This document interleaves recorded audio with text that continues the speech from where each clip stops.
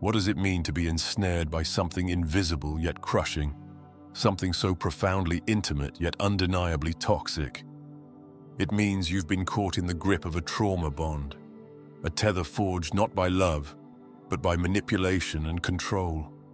Today, I invite you to walk with me through the intricate web of this phenomenon, to see it for what it truly is, and more importantly, to learn how to break free.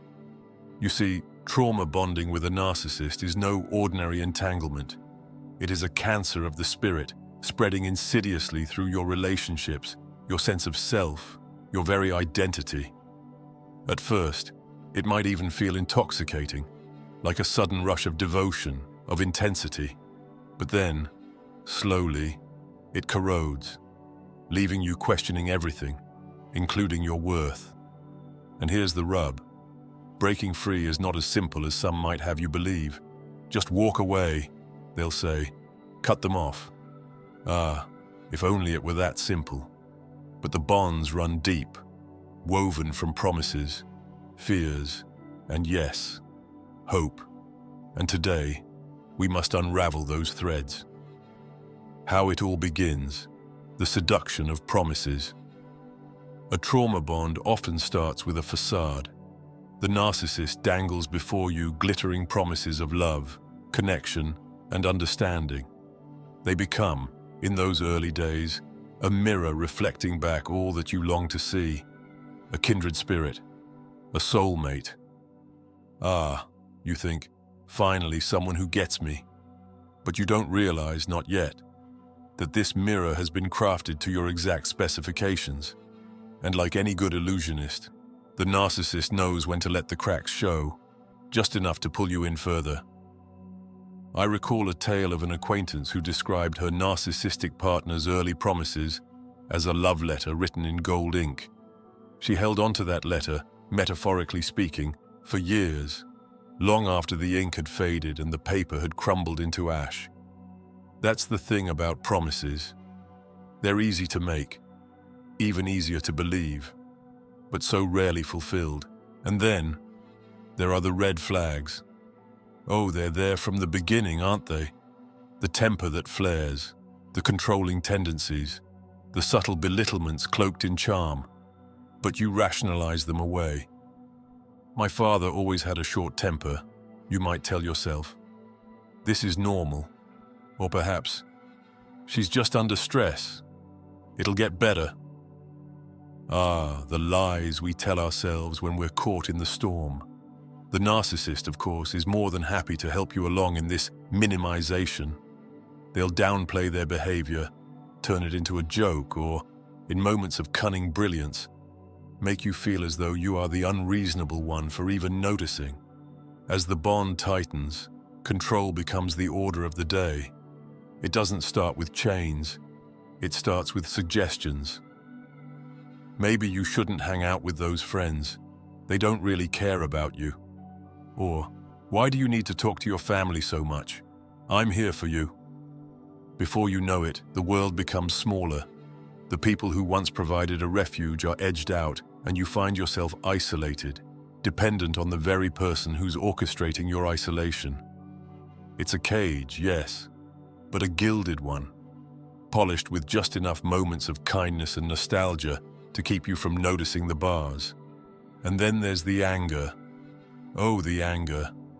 It might come as an eruption, sharp words, slammed doors, perhaps worse. Or it might come as a cold silence, an icy disdain that leaves you desperate to fix whatever it is they say you've broken. This anger is not just a reaction. It is a tool, a means to keep you in line, to remind you of your place. And over time, you learn to tiptoe around it, to anticipate their moods, to make yourself smaller and smaller in the hopes of avoiding it. But if anger is the hammer, guilt and shame are the chisel. If you leave, they might say, "What will people think of you?" Or worse, "If you tell anyone, I'll make sure they know how horrible you are." You see, narcissists are masters of narrative. They'll rewrite the story of your relationship in their favor, casting themselves as the victim and you as the villain. And because they know your vulnerabilities, They'll use them to keep you silent, to keep you compliant. And so, the cycle continues. You become enmeshed, dependent on them for validation, even as they strip away your confidence. You find yourself running every decision through their filter, seeking their approval even as you fear their judgment. It's a cruel irony, isn't it? That the very person who diminishes you is the one you feel you cannot live without. But here's the truth, my dear friends. You can live without them. And more importantly, you must. Breaking the bond will not be easy. It will require strength, determination, and above all, a belief that you deserve better. First, you must recognize the abuse for what it is. Name it.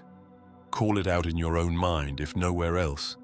And then, prepare yourself for the cost of leaving, because there will be a cost. You may lose friends, financial security, perhaps even family connections. But what you gain, what you gain, is far more precious. Your freedom, your self-respect, your peace. If at all possible, go no contact. Block their number, remove them from social media, create physical and emotional distance. And if no contact isn't possible, if there are children involved or shared obligations, set firm boundaries. Interact only when necessary and keep those interactions as neutral as possible. And then, my friends, the most important step, rebuild, reconnect with the people who truly care for you, who see you for who you are. Seek therapy if you can. There is no shame in asking for help. And above all, learn to love yourself again. Rediscover your passions, your joys, your sense of worth. Because once you do, the narcissist will lose their hold over you. Let me leave you with this thought.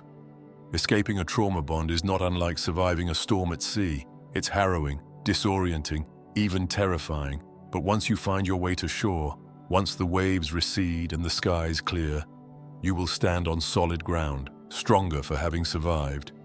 And you will look back, not with regret, but with gratitude. Gratitude for your resilience, your courage, your refusal to let the storm define you.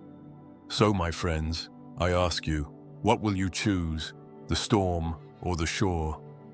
The cage or your freedom? The answer lies within you. Choose well. Choose you.